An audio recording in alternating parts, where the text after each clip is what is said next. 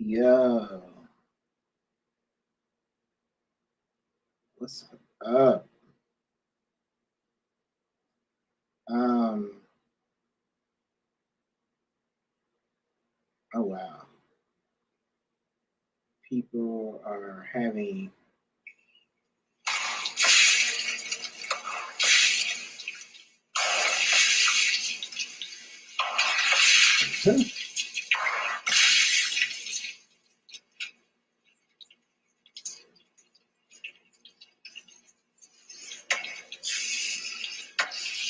okay. Yeah, we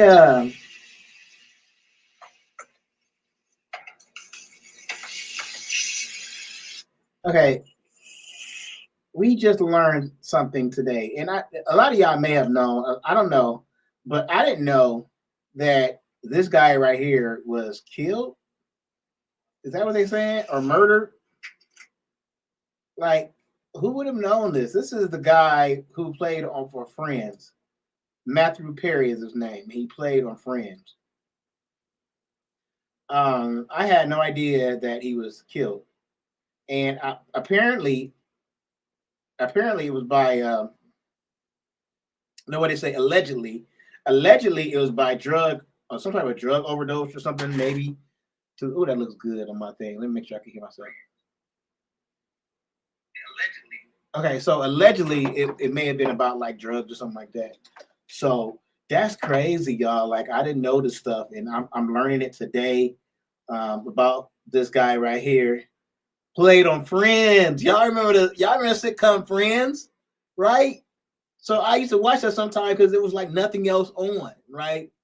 A couple other facts. He's from Canada. He's a Canadian.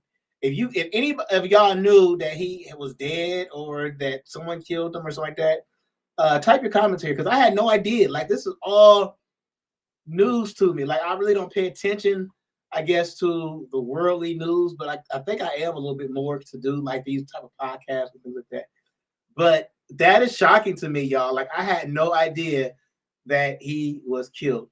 I have a news story and I'm going to play it, and it's just crazy, y'all. Check this out, man. This is crazy. Matthew Perry is gone, y'all. This is crazy. 5 defendants in this matter. These defendants took advantage of Mr. Perry's addiction issues to enrich themselves. Breaking news out of Los Angeles, where 2 doctors and 3 other people, including a woman known as the Ketamine Queen, have been charged in connection to the overdose death of Friends star Matthew Perry. Matthew Perry's journey began with unscrupulous doctors who abused their position of trust because this is one thing that I did notice as they was talking about him because I know he's like a big star, and obviously he's a white star, but they just talk about like they took advantage of his addiction, like he's not at fault or anything like that. And I'm not saying like any person who gets murdered is at fault, but they just don't make it seem that way. We're talking about somebody else, so it's just very different to hear how they talk about him opposed to when they talk about even a black movie star. So let's take a listen.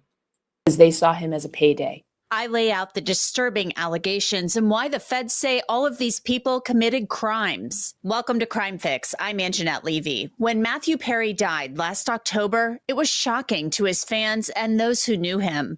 Perry had spoken publicly about his struggle with addiction to alcohol and prescription drugs. He'd been to rehab more than once as he tried to get and stay clean. Last October, he was found face down in his swimming pool at his home in California. An autopsy revealed that Perry had died from acute. Yo, this is like what I was talking about earlier today, like not having somebody like a wife or somebody living with you, and sometimes when they find you, you'll be found alone by yourself. No matter how much money you got, if you don't have somebody with you, you'll just be found alone. And that's what we're talking about earlier today. So anyway, here we go. Acute effects of ketamine with drowning and coronary artery disease as contributing factors.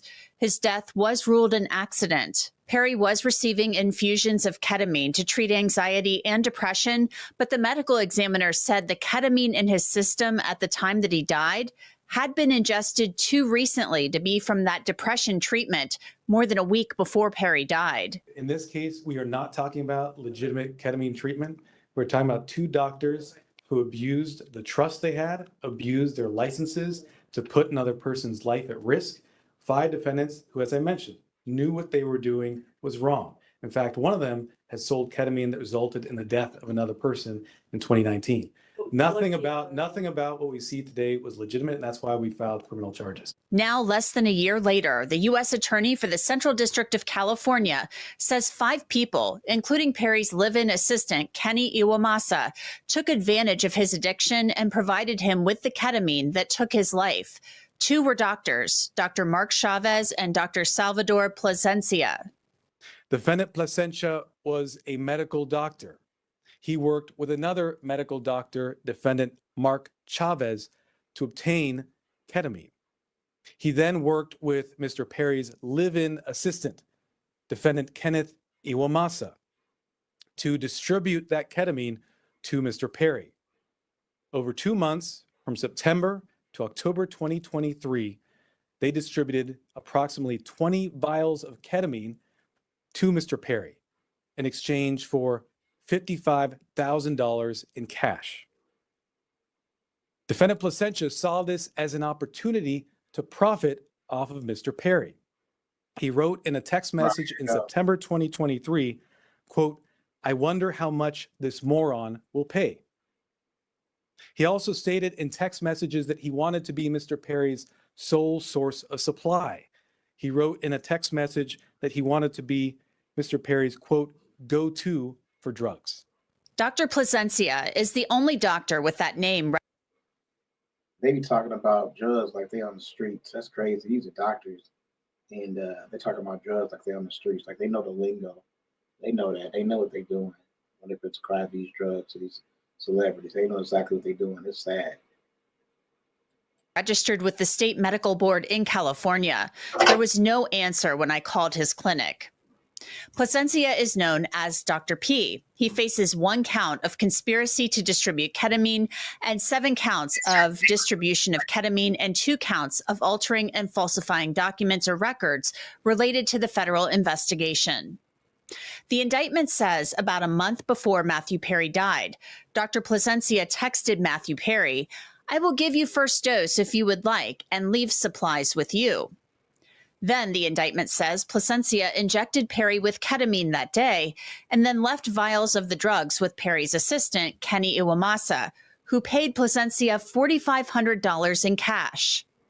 Later that day, the indictment says Plasencia texted Dr. Mark Chavez and said it was, quote, "like a bad movie," and confirmed he would send Chavez payment soon. On October 2nd, a few days later, the indictment says Dr. Plasencia went back to Matthew Perry's home to inject him again with ketamine and leave ketamine lozenges that were obtained with a fraudulent prescription. Reading this indictment is incredibly sad because you can tell that Matthew Perry had become so addicted to ketamine that he was being injected frequently by his assistant.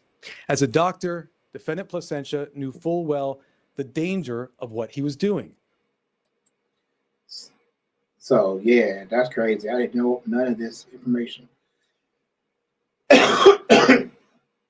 It's good to know. It's always good to know. Now I do know that, this is crazy, man.